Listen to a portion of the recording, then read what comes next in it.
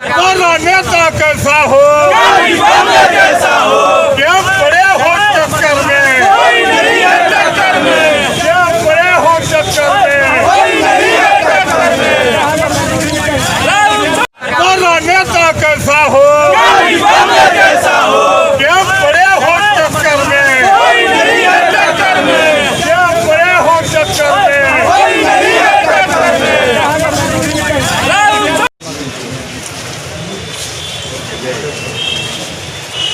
Sir वहीं पे वही रहें। आज आपने नॉमिनेशन दाखिल किया है, क्या मैं अपना नॉमिनेशन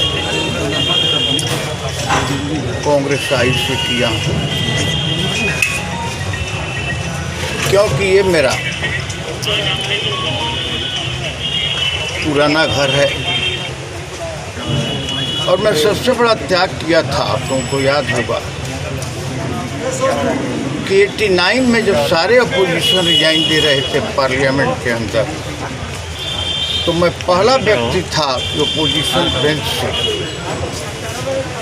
अकेले राजीव गांधी का साथ दिया। उनके मरने के बाद जब नेहरू फैमिली माननीय सोनिया जी ने ये घोषणा कर दिया कि अब राजनीति से कोई मतलब नहीं, तब मैं रामविलास पासवान जी के साथ आया। 20 साल की अवधि उनके साथ बिताया। दुर्भाग्य है कि आज हम लोगों के बीच जो नहीं है। मुझे प्रस्ताव आया कि आपको गोपालगंज ऊंचाई कोट से लड़ना है।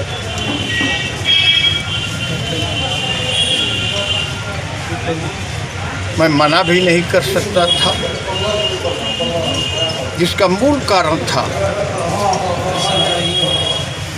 कि यहाँ की जनता मेरा सोना, जीना, चलना, मेरी स्थिति ये बन गई थी कि जिस तरह आदमी पागल होता है, न जाने क्यों, कि बाबा आप नहीं लड़िएगा तो आतंकवाद कैसे खत्म होगा, आप नहीं लड़िएगा तो क्षेत्र का विकास कैसे होगा, आप नहीं लड़िएगा तो गुंडा राज कैसे खत्म होगा। ये सारी परिस्थिति मुझे बाध्य कर रही थी। मैं इतने लोगों की भावनाओं को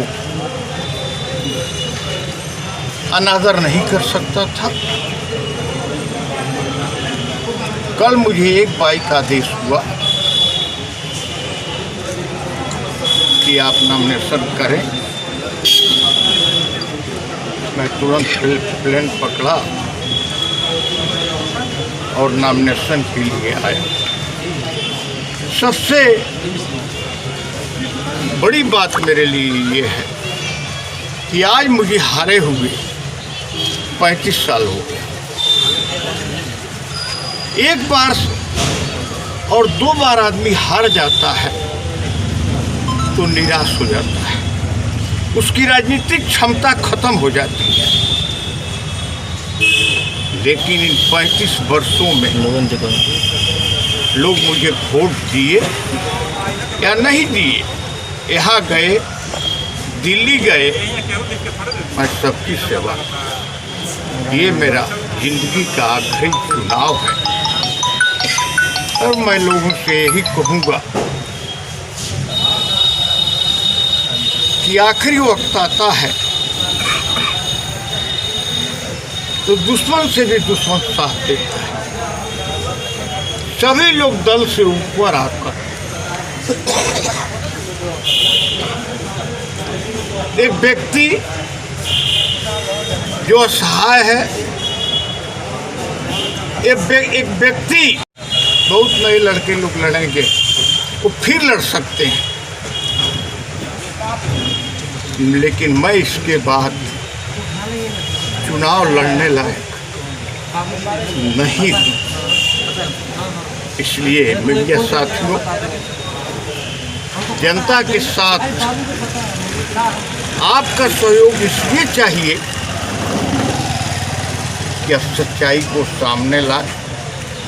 विगत चुनाव आप लोगों ने देखा होगा कि 68,800 वोट मिले और जबरन हर बूथ को दरोगा छाप रहा था, पुलिस छाप रही थी।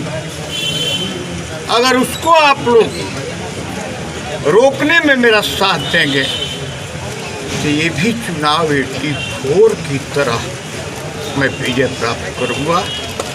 आपको किस तरह से जो नए नेतृत्व है उससे कितना संतुष्ट हैं आप, और आपको आज कांग्रेस से पुनः लड़ना पड़ रहा है? देखिए, एक तो पहली बात है कि नया नेतृत्व से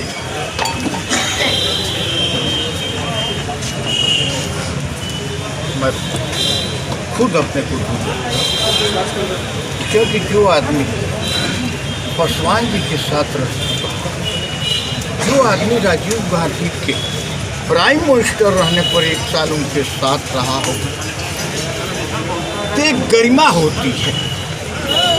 कोई बाप नहीं चाहता है कि मेरा बेटा मेरे पास बैठे। वही रिलेशन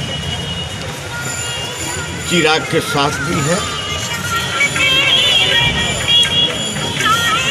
कोई डिसीजन लेने के लिए एक सहयोग होता है कि सभी साथियों से राय लेकर मशविरा करके कोई निर्णय लिया जाए।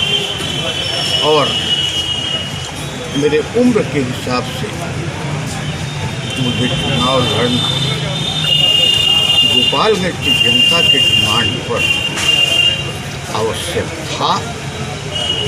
तो मैं यही सोचा कि पुराना घर कांग्रेस है, लालू जी बचपन के मित्र हैं, हमारे जिला के हैं। जब दोनों बातें मेरे दिमाग में आई तब मैंने कांग्रेस का तरफ हाथ। इस चुनाव में किससे लड़ाई? अभी तक तो मैं नॉमिनेशन में पूछा कि कोई और जयपुर से नॉमिनेशन किया है, तो सभी पदाधिकारियों का जवाब यही आया, ये पहला आपका नॉमिनेशन है। कैंडिडेट जब मैदान में आए, मेरा तो एगो एकनी खर्च है। अब पथना कुट्टी पर भी लोगों ने जन सैलाब देखा, तो एक गरीबों का आशीर्वाद है। आप लोगों से विशेष अपने बारे में मैं कहूँ, ये मेरी मूर्खता होगी, क्योंकि एक पत्रकार, एक इस जिले के लोग, हमारी क्या कार्यशैली है वो सब लोग जानते हैं। क्या प्राथमिकता होगी? प्राथमिकता ये है कि विकास के नाम पर चंद लोग, जो रोड बना कोई 1 साल नहीं चल सकता। विकास के नाम पर जयपुर विधानसभा क्षेत्र में सिर्फ लूट हुई है, उसको उजागर करना काश दुर्भाग्य है कि अगर विगत चुनाव में जीत गया रहता तो अभी तक चाय कोर्ट में 10,000 लोगों को नौकरी,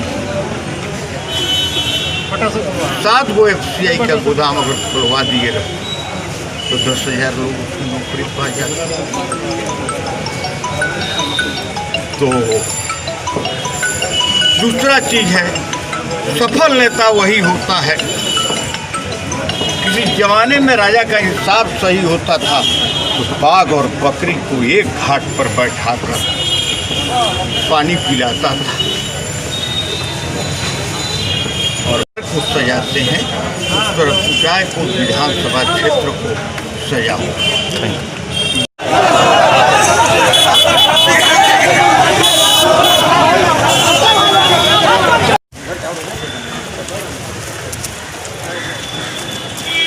विधानसभा क्षेत्र से भारतीय जनता पार्टी NDA समर्थित उम्मीदवार के रूप में मैंने अपना नामांकन पत्र दाखिल किया है और हमारे साथ हमारे प्रस्तावक के रूप में श्री राम नरेश सिंह जी और श्री विनय यादव जी, ये दोनों हमारे साथ हैं। और आज जिस उत्साह के साथ हमारे बैकुंठपुर की जनता आज सड़क पर आई, बिना बुलाए आई, अपने स्वतः आई, और जिस प्रकार का समर्थन मुझे आज मिला है, मैं ये कह सकता हूँ कि पिछली बार यदि मैंने 15,000 से जीत दर्ज की थी, तो इस बार ये जीत 50,000 से पार जाएगी। बैकुंठपुर में वंशवाद और जातिवाद को हम लोगों ने पिछली बार भी ख़त्म किया था, और इस बार भी ये लड़ाई बैकुंठपुर में जातिवाद और वंशवाद बनाम राष्ट्रवाद और विकासवाद की लड़ाई, और फिर से वंशवाद और जातिवाद के ऊपर राष्ट्रवाद और विकासवाद की ही जीत होगी। नरेंद्र भाई मोदी जी और नीतीश कुमार जी, मुकेश सहनी जी और जीतन राम मांझी जी के द्वारा मैं भेजा गया प्रत्याशी हूँ, और अप्रत्याशित मतों से मैं जीतूँगा। बैकुंठपुर में पिछले 5 वर्षों से मैंने जो विकास के अलग आयाम स्थापित किए हैं, मैंने जो स्वयं अपना रिकॉर्ड बनाया है, उस रिकॉर्ड को मैं स्वयं तोड़ूंगा, और मैं ऐसा काम करने वाला हूं अगले 5 साल में कि पूरे हिंदुस्तान में बैकुंठपुर में विकास की एक नज़ीर पेश होगी, और पूरा देश ये कहेगा जो कहीं नहीं हुआ वो बैकुंठपुर में हुआ। बैकुंठपुर में जो विकास के कार्य हैं वो तो होंगे ही, लेकिन हमारा सांस्कृतिक राष्ट्रवाद कैसे बढ़े, हमारी जो ऐतिहासिक धरोहर हैं वो कैसे आगे आए, हमारे यहाँ टूरिज़्म कैसे बढ़े, हमारी जो इस भूमि की जो महत्व है वो कैसे आगे आए। और मैं ये कह सकता हूँ कि अयोध्या और जनकपुर के बीच अगर डुमरिया घाट मिनी काशी बन जाए तो ये कोई अतिशयोक्ति नहीं होगी। मैं उस दिशा में आगे बढ़ा हूँ, और आप देखेंगे अगले रामनवमी के अवसर पर जहाँ बनारस के गंगा घाट पे अगर गंगा आरती होगी, तो हमारे क्षेत्र में जो हमने काम किए हैं, हमारे यहाँ पहले से ही हमारा घोषित कार्यक्रम है, वहाँ हम जब नारायणी आरती की शुरुआत कराएंगे तो हमारा क्षेत्र मिनी काशी के रूप में डेवलप होगा। और जब अयोध्या और जनकपुर के बीच जो भी पूरे विश्व से जो श्रद्धालु पर्यटक आएंगे, वो एक बार ज़रूर हमारे क्षेत्र में आएंगे, और हमारे क्षेत्र का नाम जो बैकुंठपुर है वो बैकुंठ धाम बन जाएगा। हमारे क्षेत्र की जो सबसे बड़ी त्रासदी है वो बाढ़ की है, क्योंकि 40 किलोमीटर का पूरा जो इलाका है वो हमारे गंडक से सटा हुआ है, लेकिन आज़ादी के बाद किसी भी जनप्रतिनिधि ने उसको पक्का करने का कोई पहल नहीं किया। लेकिन मुझे इस बात को बताते हुए खुशी हो रही है कि इलेक्शन घोषित होने के 1 महीने पहले ही बिहार की सरकार ने मेरे मांग पर 40 किलोमीटर का जो तटबंध है उसको पक्का करने का निर्णय कर दिया है। तो अब आने वाले दिनों में बैकुंठपुर बाढ़ मुक्त भी होगा, विकास युक्त भी होगा, वंशवाद मुक्त भी होगा, जातिवाद मुक्त भी होगा, राष्ट्रवाद और विकासवाद युक्त होगा। इसका मैं प्रयास करने वाला हूं, और जनता हमारे प्रयास को सफल करने वाली है। तो मुझे लगता है कुछ है ही नहीं। जनता ने एक नारा दिया है कि 2 तरफ अनुकंपाधारी, बीच में मिश्रेश तिवारी, और जनता ने कर ली तैयारी, आ रहे हैं भगवाधारी, यही तो नारा वहाँ चल रहा है।